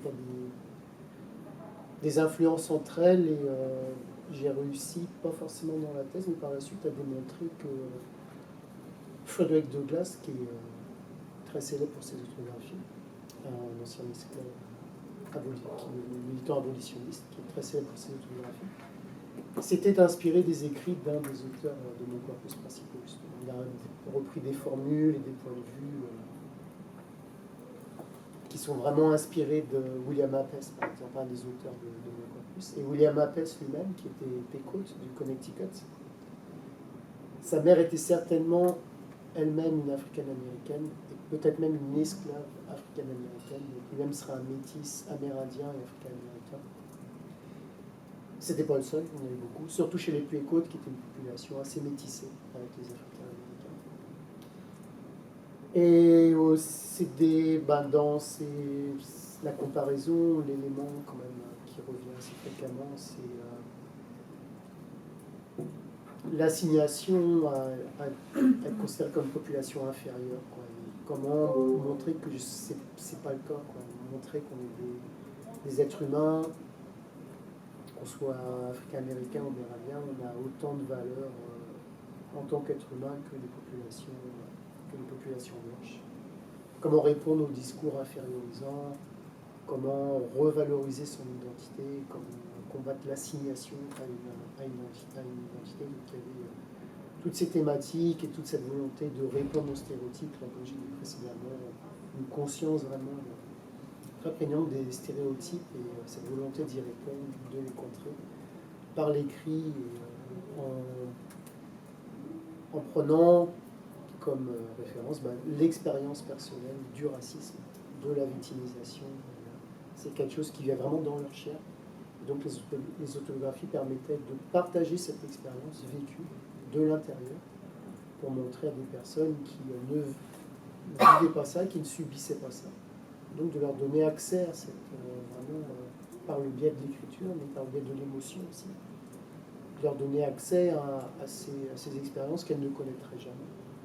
Donc il y avait cet aspect-là aussi dans les autobiographies amérindiennes et africaines-américaines, cet aspect d'expérience vécue charnelle que des populations blanches ne pourraient pas forcément connaître de la même façon. Donc il y avait cet aspect-là. Merci pour votre réponse. Je pense que je vais commencer à prendre les questions qui sont dans le chat ou dans la salle ensuite. Alors, j'ai une question. Amaudy Vinek, est-ce que pourrait-on nous en dire plus sur ces choix de sources? Vous parliez des poèmes et des textes littéraires découverts dans les journaux, de la photographie. Je pense à l'utilisation de l'art plus largement, la peinture peut-être. Où s'arrête-t-on lorsque l'on étudie les représentations? Et donc je vais peut-être aussi compléter. Et où est-ce qu'on s'en arrête quand on étudie les auto-représentations et ces autobiographies? Mais est-ce que d'autres auto-représentations l'ont pu intéresser par la suite? Oui. Où s'arrête-t-on? Alors dans une thèse en plus on essaye d'être le plus exhaustif possible, donc comme je disais, pour la presse, je me suis arrêtée nulle part parce que j'ai réussi à dépouiller toute la presse qui est disponible actuellement, hein, parce qu'il y a beaucoup de journaux ont disparu, ont été brûlés, ont disparu, ont été détruits. Donc voilà, les textes de presse, j'ai réussi à tous les compiler. C'est comme ça que j'ai réussi c'est comme ça que j'ai découvert notamment des petits romans feuilletons qui parlaient des Indiens, parfois voilà, des petits textes, et puis après des essais, des textes d'opinion, etc. Donc pour les journaux, je ne me suis pas arrêtée, ni pour les textes de loi, puisque j'ai essayé de considérer toute la législation nationale, mais aussi de considérer en fait les arrêtés municipaux, préfectoraux, etc. Alors c'est possible que je n'ai pas réussi à tout prendre en compte, mais j'ai essayé d'être le plus exhaustif possible. Par contre, pour ce qui est de l'iconographie, alors j'avoue que c'est pas ma spécialité. J'ai souhaité l'intégrer parce que ça me paraissait très intéressant, pertinent pour mon propos, et de pouvoir montrer aussi comment se construisait, comment le discours, puisque je parlais des élites politiques et des élites intellectuelles, je parlais de littérature, et donc les artistes, les photographes entraient forcément en compte. Donc là, j'avoue que par contre, j'ai effectué un choix, et je me suis cantonnée, on va dire, à ce qui était peut-être le plus connu. Alors j'ai beaucoup travaillé, comme je dis, j'ai travaillé sur comme je disais, les aquarelles de Pancho Fierro. J'ai travaillé sur un certain nombre de photographies, mais là, pour le coup, c'est pas du tout exhaustif. Des photographies qui avaient été publiées, certaines dans l'Atlas de Paz Soldan, donc comme elles étaient publiées, elles étaient diffusées, je me disais que donc c'était un discours qui avait une certaine diffusion. C'est ça qui m'a conduit à m'intéresser à celle-là, plus qu'à d'autres. Mais pour ce qui est des photos, par exemple, il existe des albums de photos dans les archives qui sont bien plus complets que les quelques-unes que je propose ici. Il y a des chercheurs et des chercheuses qui actuellement travaillent sur les représentations visuelles. Donc voilà, à un moment on s'arrête, en l'occurrence sur la partie visuelle est peut-être moins complète que la partie textuelle. Pareil pour moi, la partie textuelle est beaucoup plus importante. Après, où on s'arrête, il y a la question temporelle. Comme on vient de l'évoquer, à un moment, il y a le temps qui est là, il faut bien passer. La recherche, c'est bien, mais à un moment, il faut passer aussi soi-même à l'analyse des sources qu'on a trouvées. Il faut qu'on produise soi-même quelque chose. Donc, il y a cette limite temporelle qui est là. On cherche bien sûr l'exhaustivité de nos textes, à réunir le plus de documents possible, le plus étudier les travaux qui ont porté plus ou moins sur le même sujet d'avant comme point de départ. On cherche vraiment à être le plus exhaustif possible.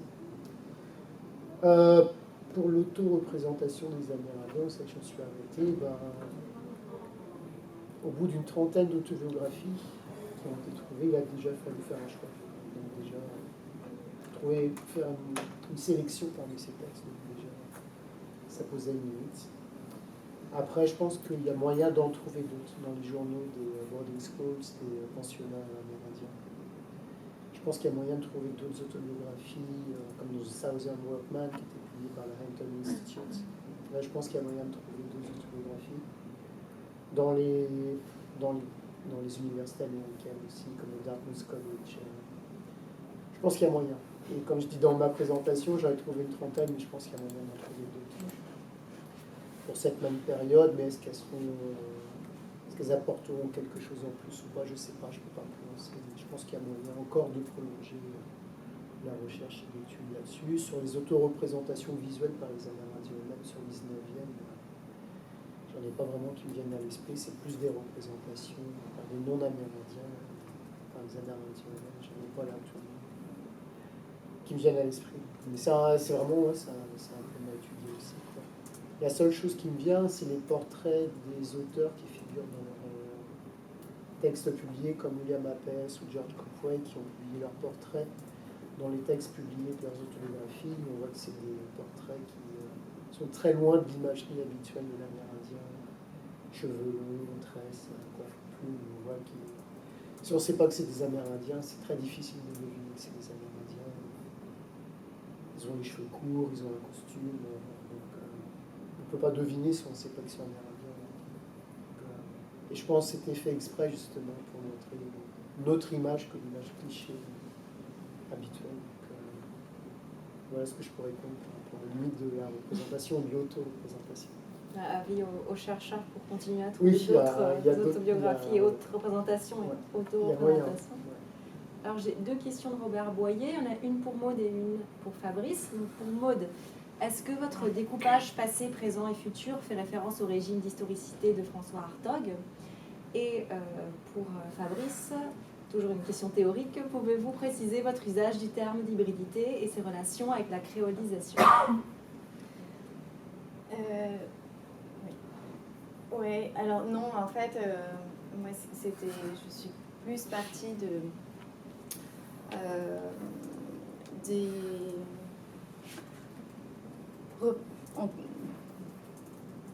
on va dire des recherches qui avaient été faites auparavant et qui, sur les représentations des Indiens, et qui séparaient toujours l'Indien archéologique et l'Indien présent. Et donc j'ai voulu simplement élargir cette perspective en ouvrant aussi sur l'Indien, j'appelle l'Indien à venir ou l'Indien du futur, qui, pour schématiser un petit peu, l'idée étant que l'Indien du passé est souvent glorifié, alors pas toujours, c'est plus complexe, et c'est ce que j'essaye de montrer aussi dans l'ouvrage, que l'Indien présent est plus mis à part, c'est encore s'il faut schématiser, et que en revanche l'Indien à venir serait un Indien intégré, un Indien désindianisé, un Indien qui ne serait plus un Indien. En fait, c'est un peu ça l'idée très schématique, on va dire, de l'ouvrage. Après, évidemment, ça rentre un peu plus dans la complexité, mais je suis tout simplement au départ partie de cette séparation qui a été souvent faite entre Indien archéologique et Indien du présent. Oui, pour répondre à la question, l'hybridité, c'est un thème qui était apparu dans la conclusion de ma Master 2, en fait. C'est un thème qui est apparu à ce moment-là, directement repris de Domi Baba, en fait, les livres de culture. Et moi, c'est un terme qui ne me dérangeait pas, j'en ai volontiers repris d'ailleurs, il est dans le titre de ma thèse, Identité et hybridité dans les autobiographies amérindiennes. Je me suis plus orienté vers la notion de créolisation d'Édouard Glissant, puisque déjà Glissant lui-même la relie aux populations amérindiennes, il fait vraiment directement le lien. Il élargit la notion de créolisation, il dépasse l'espace caribéen, en fait, l'espace antillais. Donc il l'élargit aux populations amérindiennes aussi. Donc c'est un lien qui fait directement lui-même, créolisation aux populations amérindiennes. Et par rapport à l'identité, à l'hybridité de Domi Baba, la notion de créolisation de Glissant ouvre plus sur l'inattendu et l'imprévisible. Glissant le dit lui-même, avec la notion de créolisation, ça débouche sur quelque chose d'imprévisible, d'inattendu. Et ces adjectifs, je trouve qu'ils s'appliquent bien au texte autobiographique amérindien, parce que déjà, comme je l'ai dit, c'est quand je présentais les termes autobiographie amérindienne, souvent on me disait non, ça se peut pas, ça n'existe pas. Donc c'est vraiment quelque chose d'inattendu, c'est quelque chose qui paraît inattendu, qui paraît imprévisible, et c'est pour ça que la notion de créolisation m'a paru tout à fait pertinente et tout à fait valable d'être reprise dans une étude sur les autobiographies amérindiennes. Et en même temps, cette notion de créolisation, ça permettait aussi de reprendre les notions de relation et de rhizome que Glissant utilise, le rhizome qui reprend d'ailleurs de nos égatariens. Donc il y avait aussi cette possibilité d'élargir la notion de créolisation à l'identité rhizome et au rhizome lui-même. Donc voilà pourquoi j'ai plus repéré la notion de créolisation que d'hybridité, même si le terme d'hybridité me convient tout à fait aussi, ne me dérange pas forcément. Mais la notion de créolisation permet plus d'ouverture. Et puis c'est un processus, donc au lieu de C'est aussi un créolisation, processus, c'est pas la même voilà. chose que l'hybridité qui va figer un état peut-être abouti, je ne sais pas. Mais... Oui, voilà, donc comme voilà, c'est plus ouvert, la notion d'hybridité. Et cette notion d'inattendu, d'imprévisible, c'est ça qui, je trouverais, le processus, quelque chose de dynamique, toujours en mouvement, toujours en construction, en évolution permanente. Donc il y avait cette idée-là aussi. Merci Fabrice. Est-ce qu'il y a des questions dans la salle pour nos auteurs, notre autrice, notre auteur? Peut-être, hein, si c'est possible, si on m'entend. Merci à vous deux pour vos présentations, c'était très intéressant. Avec vos ouvrages, vous contribuez à l'histoire des populations autochtones, que ce soit aux États-Unis ou au Pérou. Et je me demandais, et d'ailleurs en ce qui concerne le terme, je pense qu'effectivement la nomination est fondamentale et je crois qu'il faut distinguer 3 niveaux, et vous l'avez fait, mais il y a le niveau du chercheur qui nomme son sujet de recherche, les populations elles-mêmes, comment se nomment-elles et comment évoluent ces autodénominations, et puis les dénominations des élites politiques ou intellectuelles, et là aussi avec les évolutions. Alors, donc en vous écoutant, je me demandais comment vous voyez vos travaux dans la construction, enfin c'est un peu ce que disait Morgana tout à l'heure, la construction ou la réfutation d'une histoire officielle de ces populations-là. Par exemple, en ce qui concerne le Pérou, que je connais mieux, Maud, est-ce que finalement, en utilisant toutes ces sources, des sources juridiques, des sources de presse, des illustrations, etc., est-ce que vous contribuez à nourrir l'idée que ces populations ont été écartées, invisibilisées, subalternisées, comme vous l'avez dit, ou est-ce que vous avez remarqué des voix discordantes, des voix qui tendaient peut-être à les considérer autrement, voilà. Et bon, la même question pour Fabrice, même si vous avez un peu plus répondu tout à l'heure à ce sujet. Oui, bien sûr. Enfin, comme je disais tout à l'heure, mes présentations, elle est très schématique, mais évidemment, il y a des voix discordantes et c'est souvent celles qui sont intéressantes. Notamment, alors par exemple, la voix de Francisco Lasso, qui est donc le peintre qui a aussi écrit des essais, qui est donc un des premiers indigénistes avant l'ère de l'indigénisme, mais aussi des anonymes qui prennent la défense des Indiens, comme on les appelait à l'époque, parce que c'est indígenas, non? Oui, donc des voix discordantes, il y en avait, évidemment. C'est souvent celles voilà, qui, comme je disais, qui peuvent être intéressantes. Et précisément, ça permet d'apporter un peu de complexité à cette histoire. Les populations autochtones n'ont pas été uniquement exclues, mais ont été dans un processus complexe, à la fois d'inclusion et d'exclusion. D'inclusion d'abord, puisqu'on les a considérées officiellement comme des populations citoyennes, et en même temps d'exclusion, puisqu'elles devaient repayer le tribut, mais au-delà du statut juridique, il y a vraiment un processus complexe entre l'inclusion et l'exclusion qui se joue, mais c'est pas justement le propos l'idée de la thèse et du livre, c'était aussi de montrer à quel point cette période avait pu être compliquée, et elle était peu connue, puisque au moment de la guerre du Pacifique, quand va se constituer tout le mouvement indigéniste. Les indigénistes disent, bon, en gros, on n'a rien fait pour les Indiens, ils ont été totalement oubliés. Or, c'est pas totalement vrai. Effectivement, ils restent discriminés, mais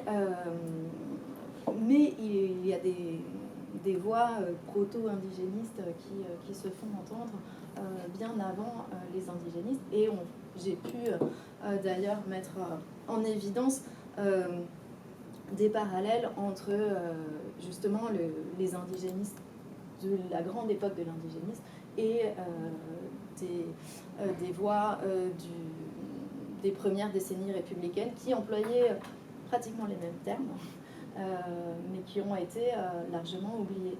Et donc justement retrouver ces textes parfois oubliés, notamment dans les journaux, y compris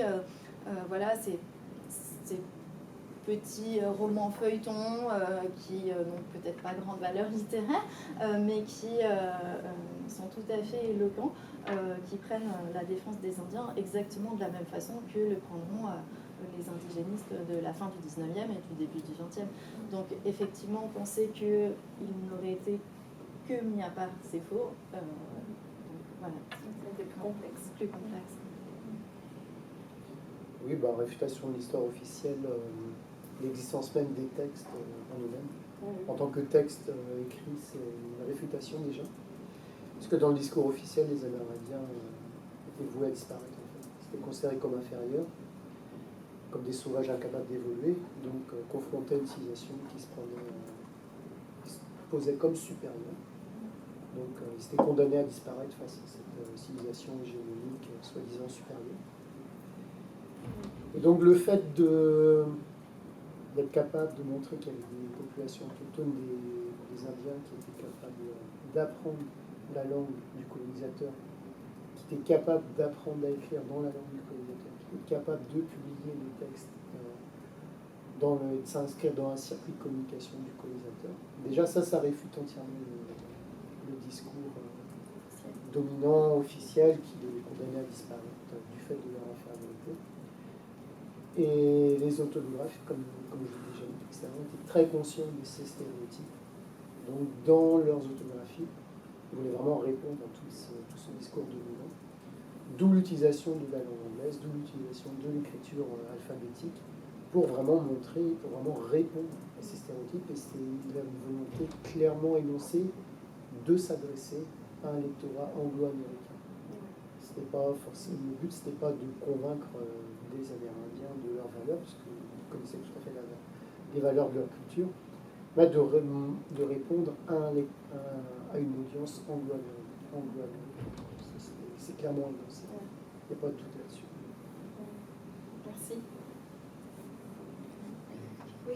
Je suis Jean-Philippe Sabi de CYCJ. Alors, je travaille sur la question des Amérindiens aussi, notamment du Pérou et du Mexique. Et voilà, donc j'ai vu l'annonce et je suis venu tout de suite parce que ce sont des questions qui m'intéressent. Pour aller plus vite sur ce que je voulais poser comme question, c'est concernant ce que vous avez dit et par rapport à l'Indien archéologique et celui d'aujourd'hui, donc l'Indien présent et de l'avenir. Je me demandais en fait, est-ce que aujourd'hui cette culture, cette identité de l'Indien n'est justement pas modifiée pour pouvoir espérer une intégration dans la société? Est-ce que cette culture d'avant est toujours originale finalement? Est-ce qu'il n'y a pas eu une modification pour quelque part être citoyen? Peut-être qu'il faut réviser un peu l'itinéraire pour qu'on l'accepte aujourd'hui comme citoyen. Peut-être qu'il y a eu des modifications et il en parlait tout à l'heure disant que l'Indien peut écrire dans la langue du colon, tout ça. Est-ce que quelque part ça n'a pas modifié ses cultures ou est-ce qu'il est toujours encore ancré dans ce qu'il était depuis hier en fait? Et justement, ça laisse à se poser la question de qu'est-ce qu'il sera demain. C'était vraiment tout ce...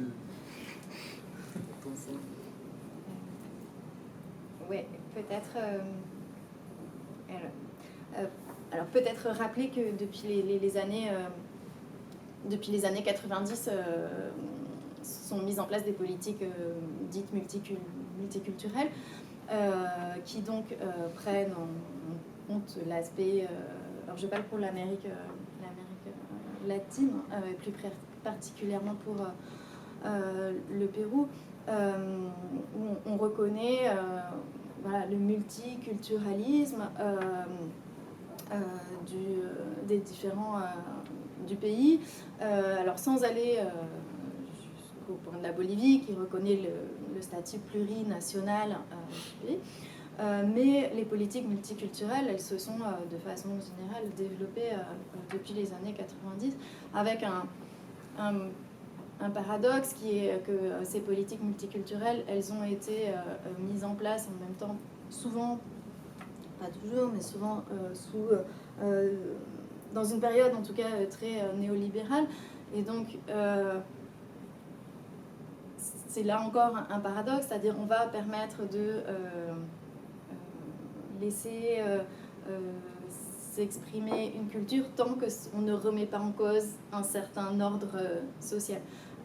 Donc c'est un peu ce sur quoi j'essaye de travailler à présent, ou j'essaye de travailler en fait sur les autodénommés spécialistes de l'autochtonie au Pérou, ceux qui vont pouvoir appartenir parfois à des ministères ou représenter des ministères comme être spécialistes de l'autochtonie, ceux qui vont se dire spécialistes de l'autochtonie et qui travaillent pour des compagnies extractives, ceux qui vont appuyer des projets municipaux, régionaux, de développement de projets de revalorisation culturelle, parfois contre les grandes entreprises. Donc tout ça a évidemment évolué beaucoup entre évidemment la période où je me suis arrêtée et la période actuelle. Il y a eu encore beaucoup d'étapes, mais les ambiguïtés restent les ambiguïtés ne sont pas les mêmes, mais elles restent toujours présentes.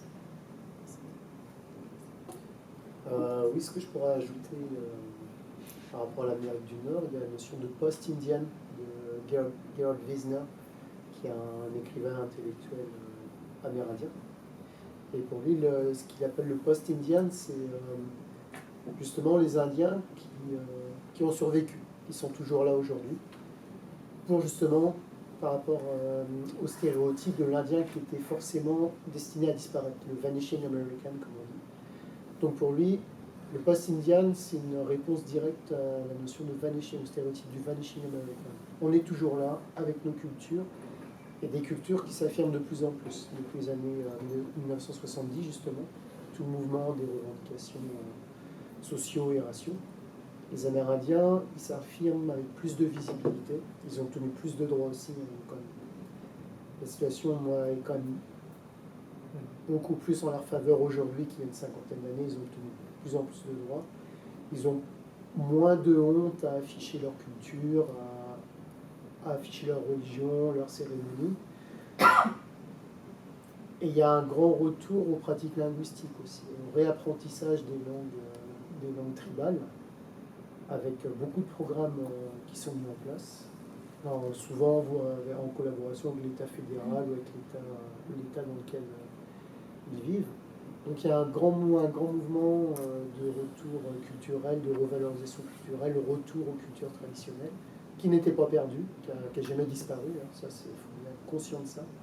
Je pense qu'il y avait quand même beaucoup de pratiques qui étaient underground, des pratiques qui n'étaient pas visibles, puisqu'elles étaient réprimées de toute façon. Donc il y avait des pratiques culturelles et linguistiques qui se faisaient un peu de façon cachée, et qui justement, depuis qu'ils ont plus de droits et plus de visibilité, qui réapparaissent au grand jour. Donc on voit que c'est des cultures qui n'ont jamais disparu, des valeurs qui n'ont pas disparu, et qui permettent aujourd'hui d'affirmer leur identité, de valoriser leur identité dans un paysage médiatique qui leur donne plus de visibilité qu'auparavant et de façon moins stéréotypée. Là, c'est eux qui proposent des images d'eux-mêmes dans le paysage médiatique. Ils ont plus de visibilité, même s'il y a toujours le problème de racisme, même s'ils vivent quand même toujours dans une situation coloniale, quand même, ça reste des populations colonisées. Ils sont toujours aussi conscients de ça. On leur a pris leur territoire, on a essayé de faire disparaître leur culture, ils sont toujours conscients de ça. Ils essayent de répondre à ça, justement, en disant non, on n'a pas disparu, on est toujours là. La notion de post-indienne de Gary Wisner permet justement de montrer ça. Merci beaucoup pour vos réponses et d'avoir accepté l'invitation de venir présenter vos ouvrages. Je précise qu'il y a 2 entretiens de Maud Yvenec et de Fabrice Lecorguier qui vont être mis en ligne et qui sont aussi dans la salle pour ceux qui sont là. Je vais laisser maintenant la parole à Diana Burgos, secrétaire générale de l'Institut des Amériques, pour clore cette séance de séminaire.